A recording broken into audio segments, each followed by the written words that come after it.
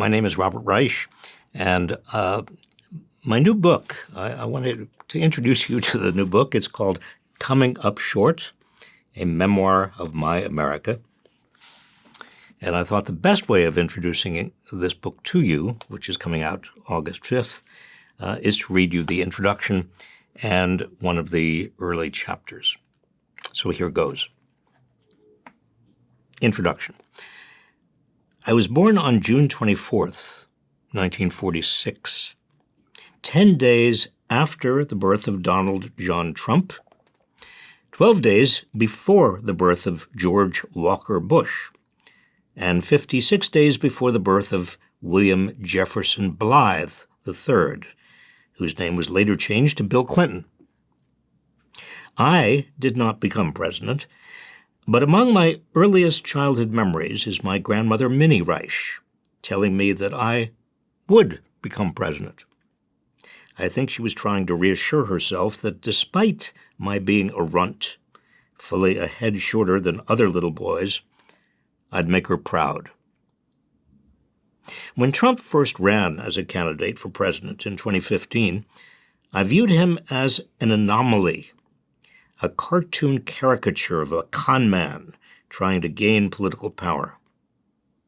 He spent most of his life bullying others, employees, contractors, vendors, women, tenants, lawyers, bankers, politicians, producers. He was and is a bully's bully, vulgar, chaotic, angry, uninformed, impulsive, vindictive. I have seen the harm bullies cause, and I've spent much of my life trying to stop them. I fought schoolyard toughs who teased and harassed me for being short. I was protected by a teenager who subsequently was murdered by the Ku Klux Klan for trying to register black voters in Mississippi. I marched for civil rights, protested the Vietnam War, and worked to elect Minnesota Senator Eugene McCarthy, the anti-war candidate for president, in 1968. I interned for Bobby Kennedy, argued 2 Supreme Court cases, and advised at the Federal Trade Commission. As labor secretary to Bill Clinton, I tried to protect workers who were bullied by employers. When I ran for governor of Massachusetts, I became the first candidate for a major office in America to endorse gay marriage. I taught several generations of students at Harvard, Brandeis, and Berkeley, and wrote a bunch of books. I always believed America was not a nation of bullies. We protected the vulnerable, comforted the afflicted, gave refuge to those fleeing violence and persecution, and gave voice to those who otherwise would not be heard. I found these ideals in the Declaration of Independence, the Constitution, and the Bill of Rights, Lincoln's Gettysburg Address, Emma Lazarus's poem affixed to the Statue of Liberty, FDR's second inaugural address, and Martin Luther King's Free at Last sermon at the 1963 March on Washington. My parents and grandparents espoused these ideals, and my teachers expounded them, connecting me with previous generations of Americans and the sacrifices they endured to preserve our democracy and achieve a greater good. We did not always live up to these ideals, of course, but through most of my life they continued to guide the nation. I cherished these ideals and hoped to pass them on. When I was Secretary of Labor, I had an office near the U.S. Capitol from which I had a close-up view of the Capitol building's large, majestic dome. When I worked late, which was most nights, I'd look up from my desk and see its hulking beauty lit up like a great monument to the idea of American democracy. I was often exhausted sometimes discouraged. But the sight of that great dome filled me with the sense that I was taking part in something hugely important. It seemed to illuminate everything I was trying to do and vindicate the frustrations I felt, trying, but often failing, to keep the economic bullies at bay. Yet Trump was elected president in 2016, and then, after losing re-election in 2020 and instigating a coup and an attack on the U.S. Capitol, on American democracy itself, he was re-elected in 2024. And in January 20th, 2025, he took the oath of office for a second time, right under the great dome of the Capitol. I asked myself how a plurality, albeit a razor-thin one, of American voters could possibly choose to put him in the Oval Office again and trust that he would abide by his oath when he betrayed it the first time. There are many explanations, but for me the most convincing one began to unfold more than 4 decades ago, when I noticed that most Americans' incomes were flattening, even though the economy continued to grow. Since then, the lion's share of economic gains have gone to the top. Most Americans, especially those without college degrees, have felt very little improvement in their lives, and their jobs have grown less secure. Vast swaths of the country have been abandoned by industry. The basic bargain used to be that if you worked hard and played by the rules, you'd be better and would do better than your parents, and your children would do even better than you. But since the late 1970s, that bargain has become a sham. The middle class has shrunk. Some $50 trillion has been siphoned from the bottom 90% of Americans to the richest 1%. Many Americans feel frustrated and angry. Trump gave voice to that anger, although he directed it at scapegoats who did nothing to cause it: undocumented workers, the deep state, transgender people, communists, and Democrats. And he did nothing whatsoever to address the underlying cause, the corruption of American democracy by big money intent on rigging the system to its advantage and against average working people. In fact, the major legislation and major legislative achievement of Trump's first term was a big tax cut to the wealthy. And as I write this, he is planning another. Obviously, he has succeeded. Through those years, I watched as other Republican presidents also cut taxes on the wealthy, arguing that the government should allow the so-called free market to operate without constraint, perpetuating the trickle-down myth that great wealth in the hands of a few will benefit the many, as the rich make the nation more productive. But as I came to understand, the free market is a misnomer, and little or nothing has trickled down. Meanwhile, I watched Democrats abandon the working class. John F. Kennedy was the last Democratic president to depend on the votes of working-class Americans while losing the votes of white, college-educated Americans by 2-1.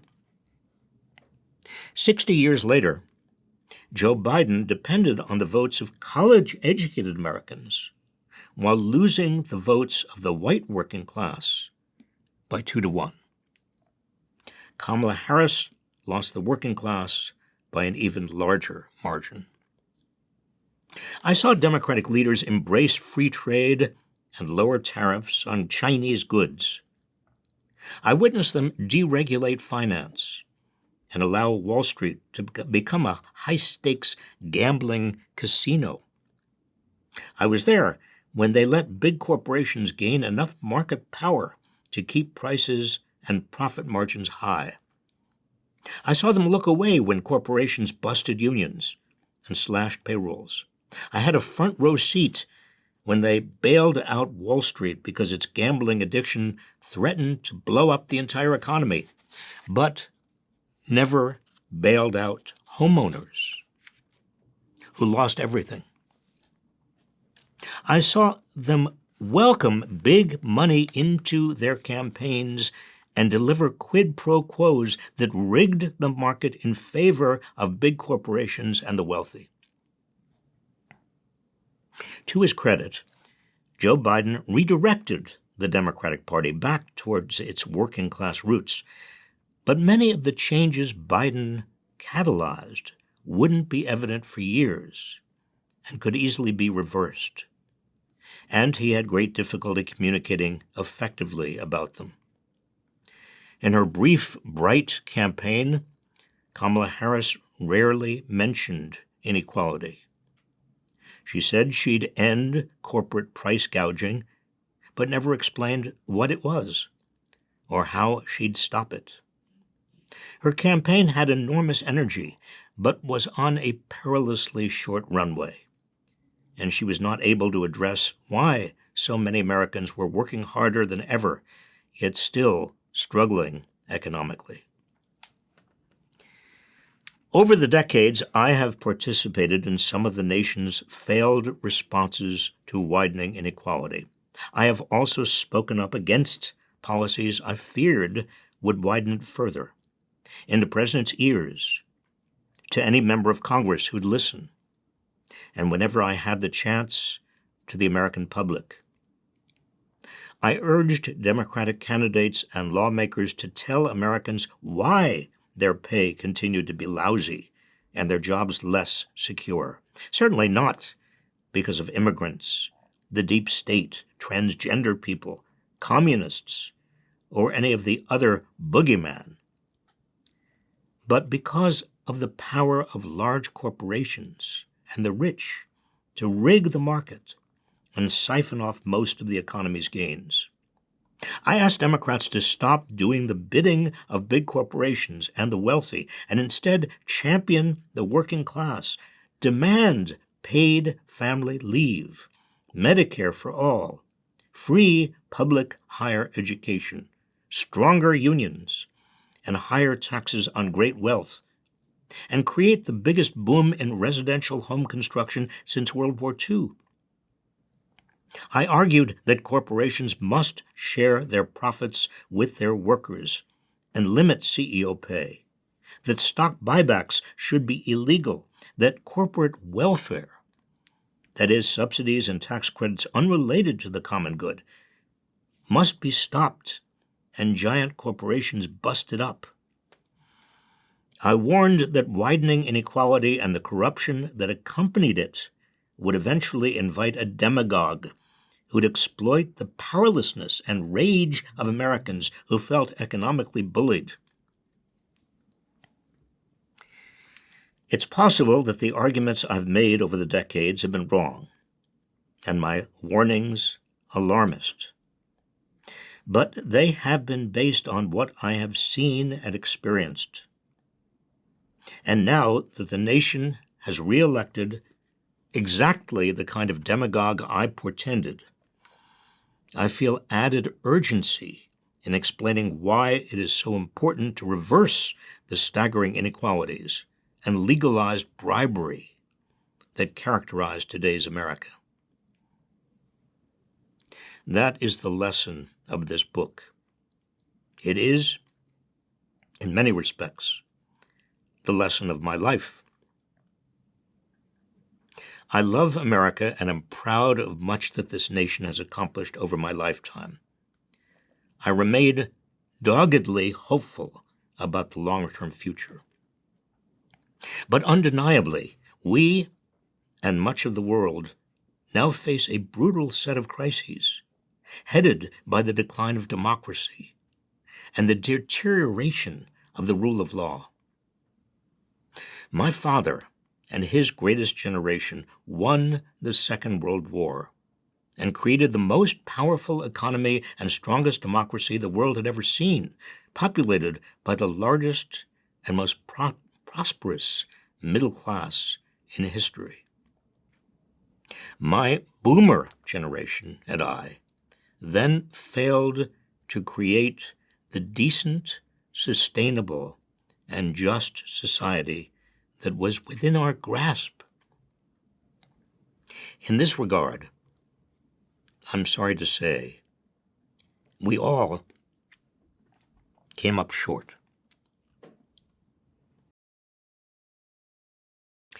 Okay, I'm going to read you one more chapter. It's called My Father and the SOBs. My father called himself a liberal Republican in the days when such creatures still roamed the earth. He voted for Thomas Dewey in the 1948 presidential election, canceling my mother's vote for Harry Truman, and then for Dwight Eisenhower for president in 1952 and 1956, canceling my mother's votes for Adlai Stevenson.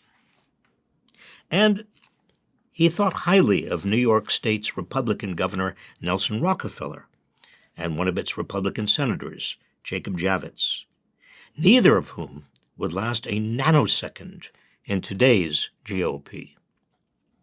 But Ed Reich could not abide political bullies. He gave up on the Republican Party when Richard Nixon became president. He would have detested Trump. My father died 9 months before Trump was elected to his first term of office. My father thought anyone who had to bully someone else to feel good about himself was despicable. If they did their bullying through politics, they were doubly despicable. In my father's mind, political bullying had led to the Holocaust.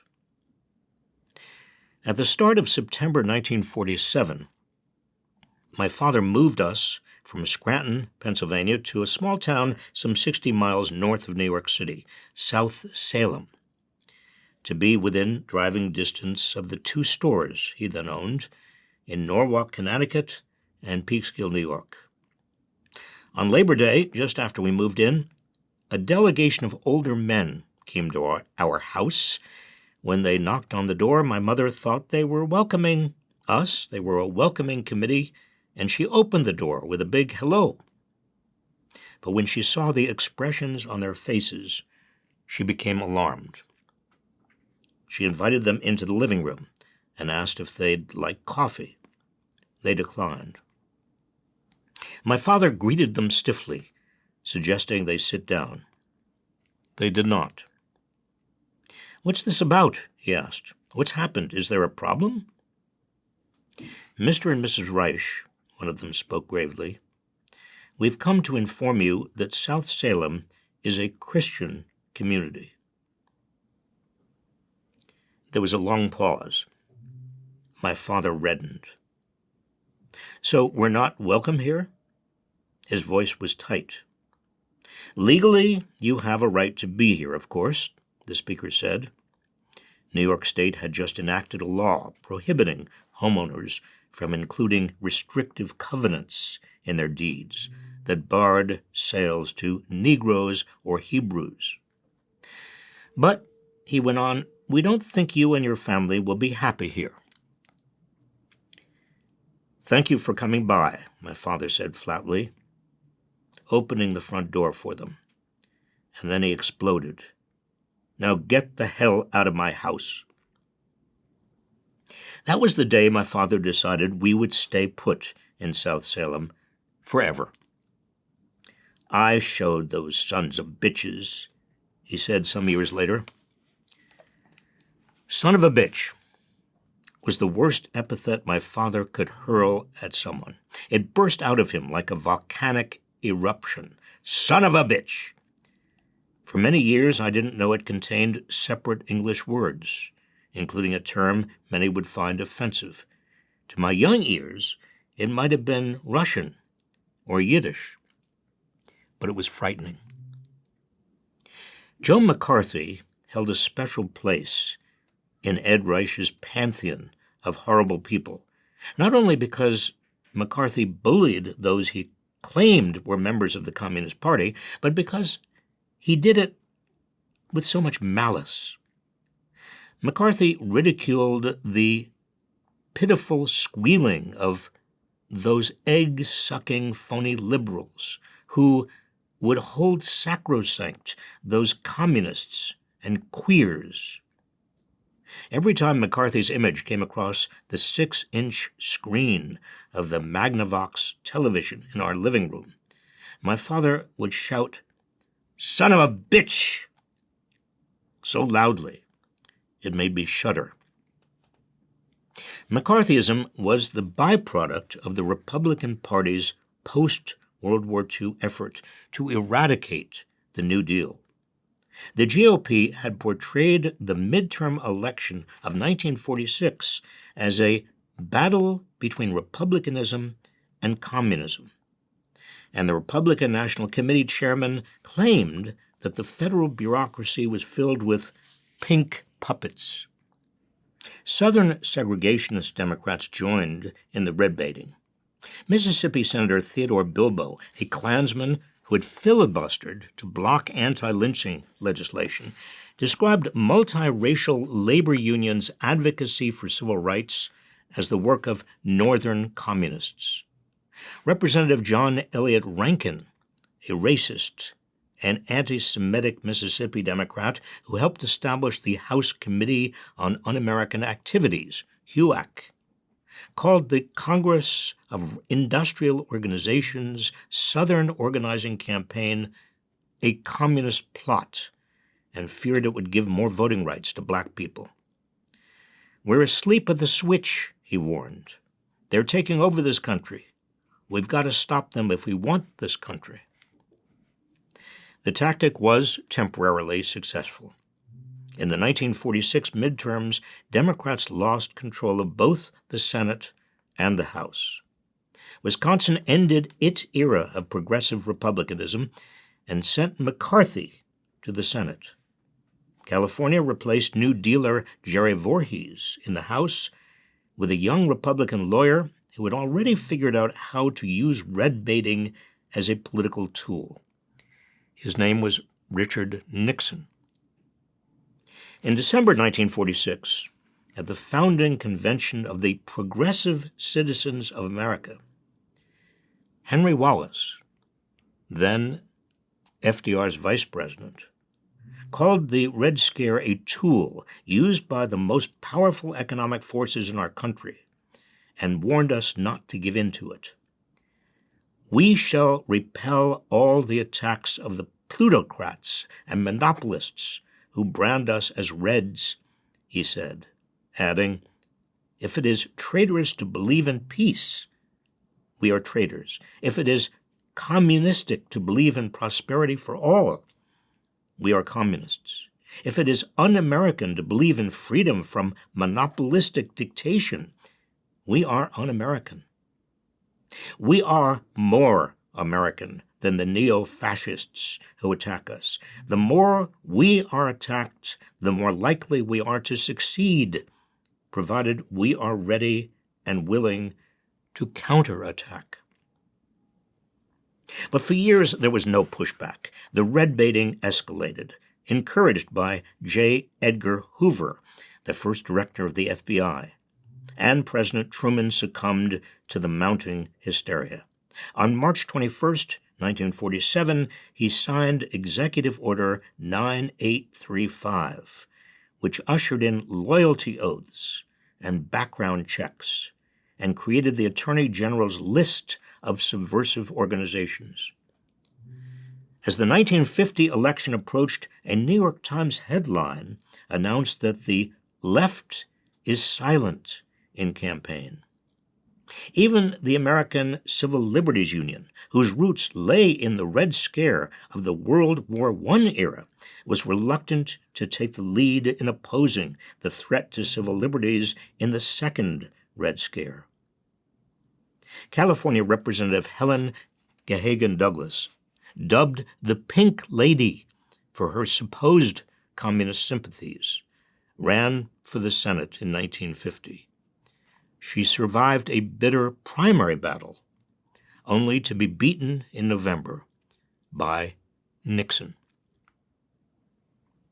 On June 9th, 1954, I sat at my father's side at our living room couch, watching the Army McCarthy hearings.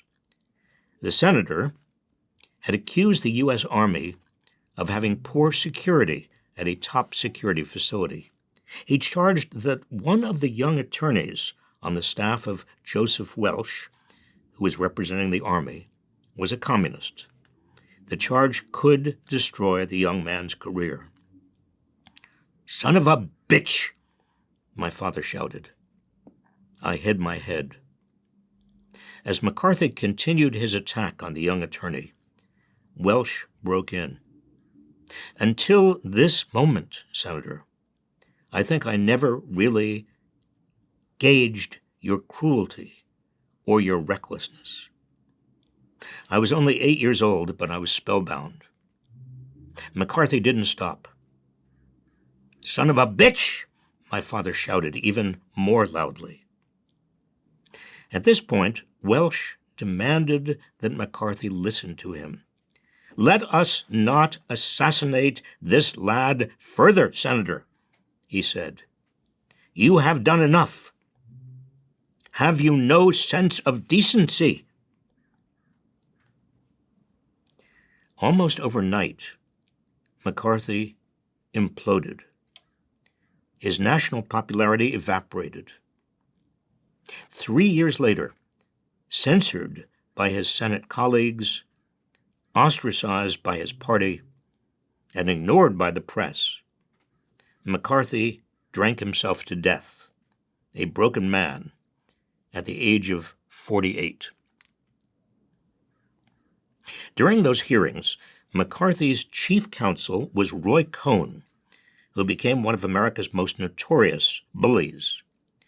Cohn had gained prominence as the Department of Justice attorney who successfully prosecuted Julius and Ethel Rosenberg for espionage, leading to their execution in 1953. Evidence made public afterward confirmed that Julius was a spy, but that Ethel, while aware of her husband's activities, was not.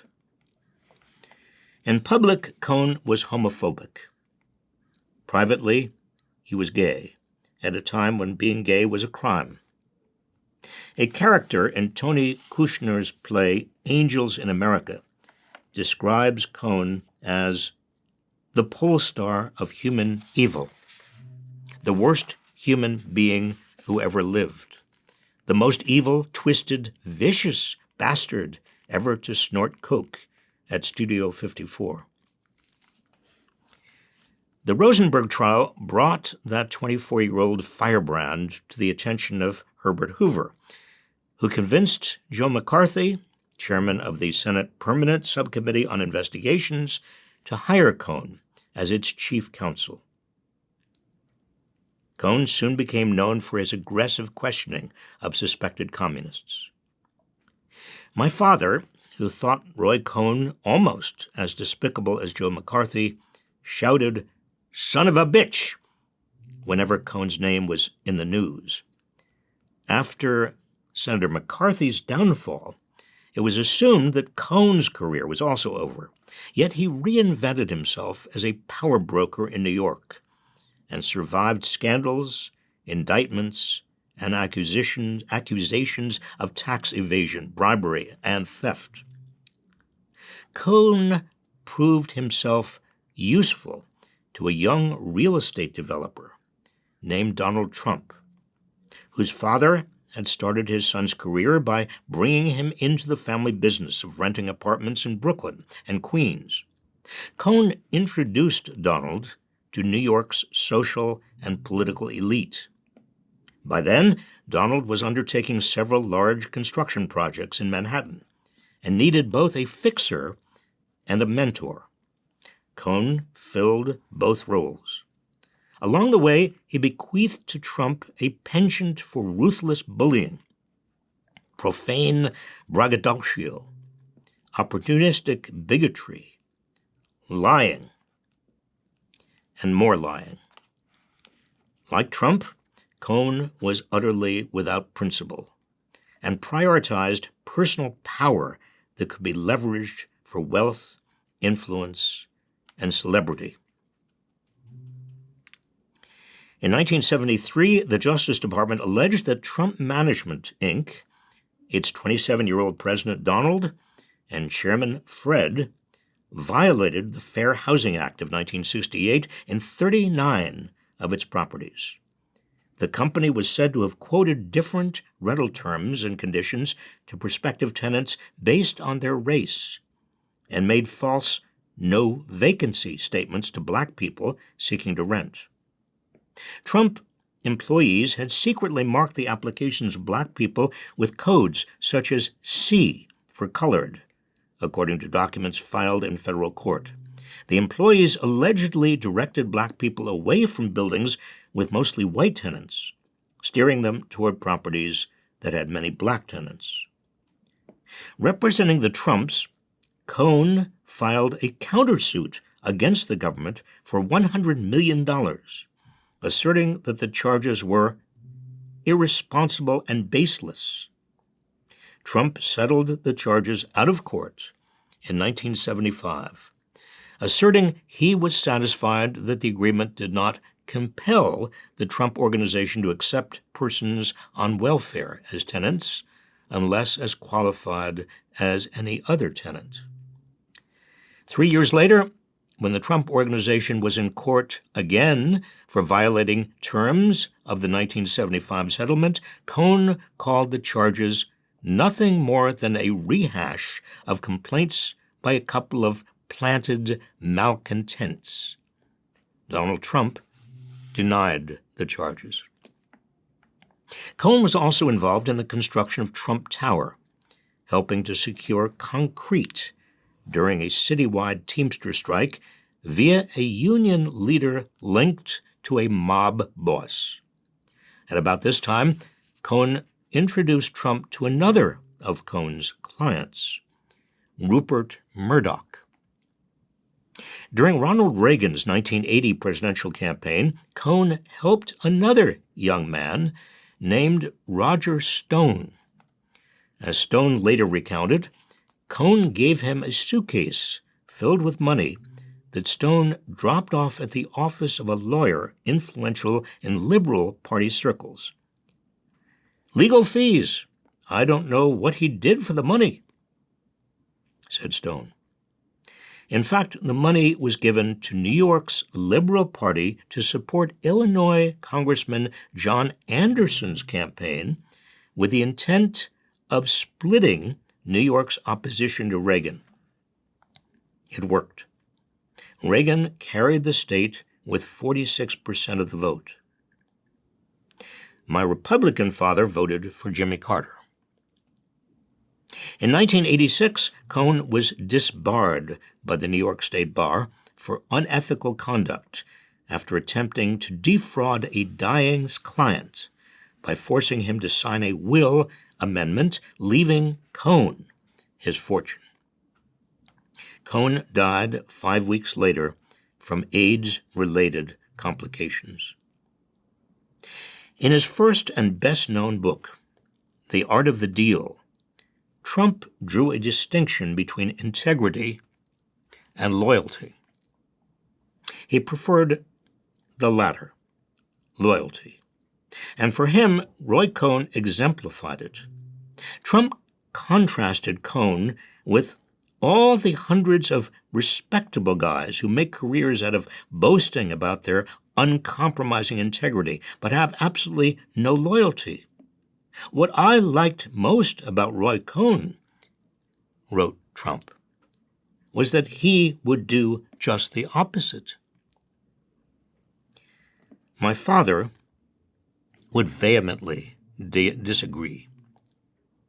McCarthy, Cohn, and the old men who came to our door and told my parents that Jews weren't welcome in South Salem typified for me the character of Mr. Potter in It's a Wonderful Life.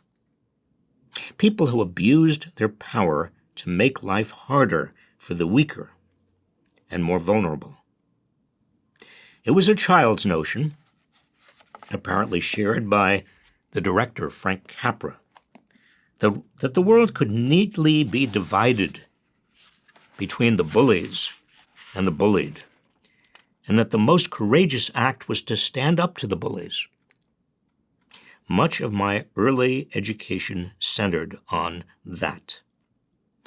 Arrayed against such people, in my young mind, were the George Baileys of the world,